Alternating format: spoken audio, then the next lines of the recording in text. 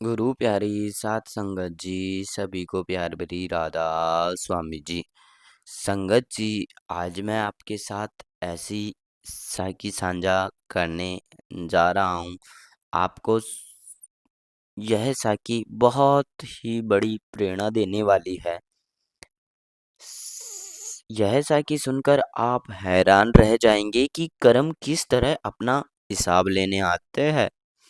सात संगत जी, साकी बहुत ही प्यारी होने वाली है, तो कृपया करके संगत से विनती है कि साकी को अंत तक जरूर सुने। एक गांव में एक किसान रहता था। किसान का एक छोटा सा खेत था, जिसमें वह हल चलाया करता था, अपना गुजारा करता था। उस किसान के पास एक ही बैल था, और जानवर में कोई बीमारी फैलने के कारण उसका बैल मर गया। किसान ने गांव में साहूकार से पैसे उधार ले रखे थे। साहूकार मतलब एक धनी व्यक्ति, उससे पैसे उधार ले रखे थे। एक खड़ बड़ा ही खड़ा खड़ा बैल खरीदा, हट्टा कट्टा बैल खरीदा मतलब। लेकिन दुर्भाग्य से वह थोड़ी दूर चलता और बैठ जाता। किसान उसकी इस आदत से बहुत परेशान हो गया था। किसान उसे बैल को डंडे से बहुत मारता था, और कई बार तो उसको खाना भी नहीं देता था। लेकिन उसके बाद भी बैल की आदत नहीं बदली। किसान उसे बहुत मारता था, लेकिन फिर भी वह नहीं उठता था। किसान को समझ नहीं आ रहा था कि वह क्या करे। एक दिन किसान को खेत में बुआई करनी थी, परंतु इस बीच बैल चलते चलते बीच में ही बैठ गया। किसान ने बैल को उठाने का बहुत पर्यटन का मतलब प्रयास किया, लेकिन वह बैल नहीं उठा। आखिरकार किसान ने परिवार की भरण पोषण का सवाल था, अगर चलेगा नहीं तो खेत में बुआई कैसे होगी, और खेत की बुआई नहीं होगी तो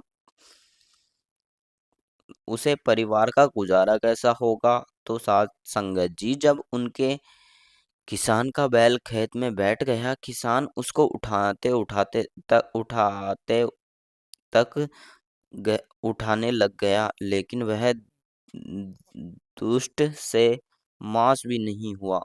दष्ट से मांस भी नहीं हुआ। तब वो किसान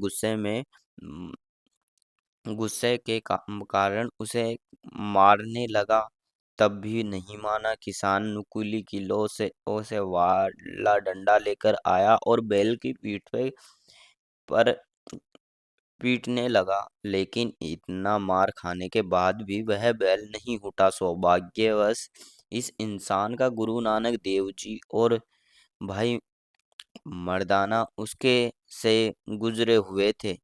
गुरु नानक देव जी ने कहा, किसान बैल को बुरी तरह क्यों मार रहे हो? लेकिन बैल है, इतनी मार खाने के बाद भी उन्हें का नाम नहीं ले रहा।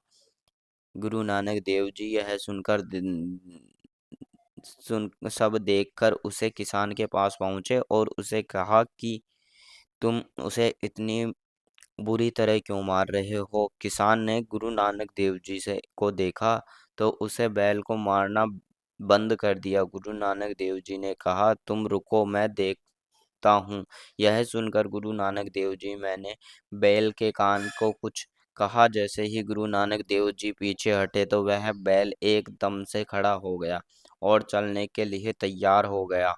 बैल को चलने के तैयार देखकर वह किसान बहुत खुश हुआ। गुरु नानक देव जी ने चरणों में माथा टेका और पूछा, आपने बैल को कान से ऐसा क्या कहा दिया जो बैल एकदम उठकर खड़ा हो गया? और यह तरीका आप मुझे भी बता दो। मेरे गांव में ऐसे बहुत से बैल हैं, मैं उनको भी इसी तरह ठीक कर दूंगा। तो सात संगत जी, उस किसान ने गुरु नानक देव जी की आंखों में देखा। उसकी आंखों में नमी थी। गुरु नानक देव जी उस किसान को कहा, बेटा, मैंने बैल के कान में कोई मंत्र नहीं कहा, बल्कि उसे उसका कर्जा याद दिलाया था, जिसका के लिए दिलाया है, जिसका लिए है उसको चुकाना ही पड़ेगा। गुरु नानक देव जी ने कहा, पिछले जन्मों की बात है, तुम पिछली जन्म में किसान थे और यह बैल एक बहुत बड़ा साहूकार था। पूरे गांव वालों में साहूकार का बहुत आदर्श सम्मान। पूरा गांव साहूकार की हर बात पर विश्वास करता था। तुम्हारे पास थोड़ी सी जमीन थी, पर तुम खेत करते थे। तुम्हारे परिवार में एक बेटी भी थी। तुम अपनी बेटी की शादी के लिए थोड़ा बहुत पैसा साहूकार के पास जमा कराते थे। तुमने सोचा था कि जब बेटी की शादी होगी, सब का समय आएगा, तो यह पैसा तुम्हारे काम आएगा। धीरे धीरे करके तुम्हारी लड़की बड़ी हो गई और पैसा भी बढ़ गया। लेकिन लड़की का विवाह होने के बाद तुम अपना पैसा लेने के लिए साहूकार के पास पहुंचे।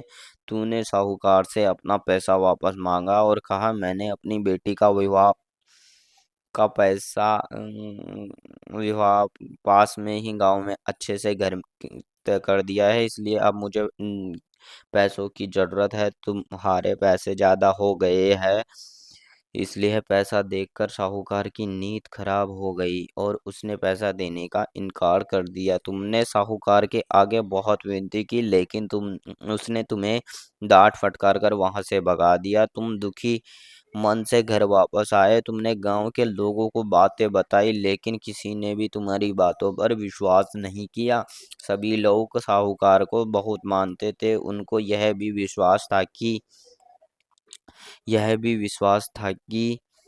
कि विश्वास था कि तुम्हारे पास इतने पैसे कहाँ से आ सकते हैं, इसलिए तुम्हारे गांव में एक ना चली। तुमने को किसी ने किसी तरह कर्ज लेकर अपनी बेटी का विवाह कर ही दिया। लेकिन साहूकार अपने कर्मों की वजह से बैल की यानी एक आ गया। तुम इस जन्म में फिर किसान बन गए। साहूकार ने पिछले जन्म में बेईमानी करके खूब धन जूटा, तब मेहनत तो कुछ भी नहीं की थी, उल्टा पाप ही और चढ़ा लिया। इसी के कारण साहूकार को बैल यानी आना पड़ा। पिछले जन्मों में साहूकार ने बिना मेहनत किए खाया था, इसलिए बैल बनकर ही मेहनत करना चाहता था। इसलिए वो बार बार बैठ जाता है, तुम्हारी गलतियां और मार खाता है। यही इस सृष्टि का कभी ना बदलने वाला नियम है, जिसके लिए उनको तो देना ही पड़ेगा, चाहे राजी से या खुशी से या फिर मार खाकर। यही दुनिया का सत्य है। तो गुरु नानक देव जी ने कहा, बेटा मैंने तो इसको इसका पुनर्जन्म याद दिलाया है, सिर्फ इतना ही कहा है। चुकना तो है, फिर भी अपमान सहकर और मार खाकर ही क्यों। अगर चुकाना है तो राजी खुशी से चुकाओ दो। सात संगत जी, इस साखी का मतलब यह है कि मनुष्य का अत्यधिक लालच और बेईमानी का मनुष्य के पाटन का कारण बनता है। सुख की इच्छा रखने वाले व्यक्ति को चाहिए कि वह जैसे अपने आप को सुख ही देखना चाहता है, वैसे ही दूसरों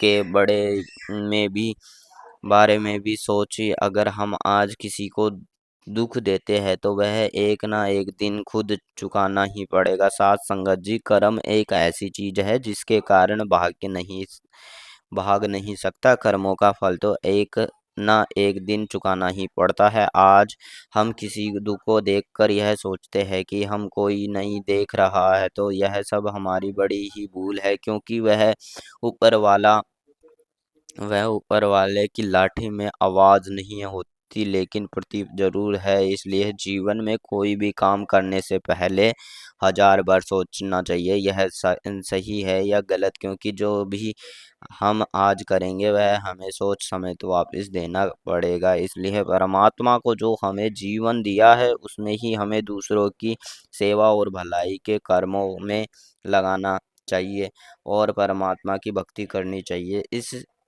में हमें ही खुशी मिलेगी।